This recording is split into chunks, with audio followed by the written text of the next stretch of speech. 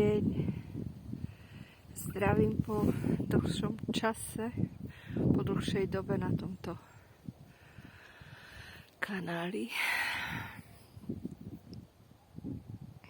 Dnešným novým videom som znovu v prírode na prechádzke v lese. Aj keď je dneska čerstvejšie, slniečko sa trošku skovalo, ale svieti. A už aj sneh nám tu napadol. Tam v pozadí to trochu vidno. No a ja chcem trošku pozdieľať, čo sa u mňa udialo. Aspoň teda začnem tým. Znova zdieľať o mne a to, čo teraz mám zdieľať. Stiahla som sa na dlhšiu dobu. Bola som tak vedená byť len so sebou vo vlastných energiách a veľa tém sa liečilo, uzdravovalo, blokády sa rozpúšťali. Veľa času som strávila v prírode so sebou.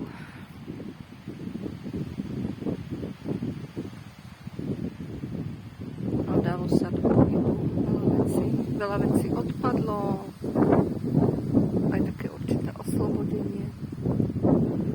A to pokračuje ďalej tento proces. No a ako by som to povedala, previbrovala som, dostala som sa na vyššiu úroveň, frekvenčnú, a s tým súvisia aj zmeny vo mne a v mojom okolí. A postupne som bola znovu privedená k našej sprievodkyni, ktorou je Sandra. Ja vám o nej potom poviem niekedy viac, ale je to sprievodkyňa, ktorá žije v Rakúsku, sprevádza slnečné bytosti a teraz aj polárne bytosti. O tom poviem niekedy viac. Ja už poznám dlhší čas, už aj som viackrát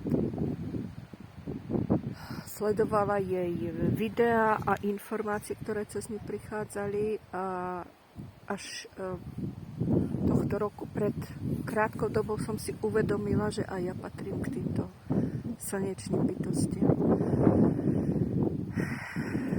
Tak a tým sa naštartovalo zase vo mne to práve, to živé,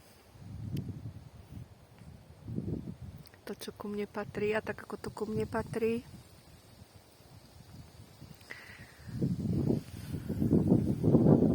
A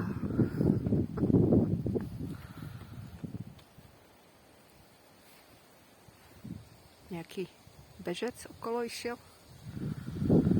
ale som znova tu naplno. A teraz sa proste kráčam z jej alebo s tými informáciami, ktoré cez ňu prichádzajú ďalej. Vzdelávam sa, ak sa to tak dá povedať, ďalej s ňou. A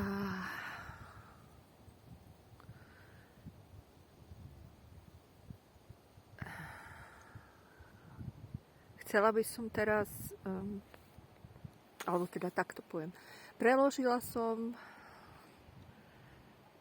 dôležité informácie, ktoré ona prijala cez ňu, prišli od polárnych detí, ktoré teraz získavajú čoraz väčší význam a vedú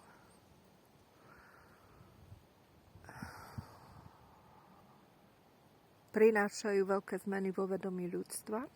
Ja som tieto informácie, ktoré ona dostala, ktoré prijala, preložila a rada ich pozdieľam, pretože sú dôležité. Neviem, či na Slovensku alebo v Čechách ich niekto už takto zdieľa, ale to asi nie je podstatné. Nejde o to, že kto... alebo obmedzovať to na nejakú krajinu. Proste cítim, že to je dôležité dať do pola, tak to nahrám ďalšie video a v ňom to pozdieľam. A tam sa hovorí o nových univerzálnych, nových kozmických a nových ľudských univerzáloch. Tak o tom bude ďalšie video.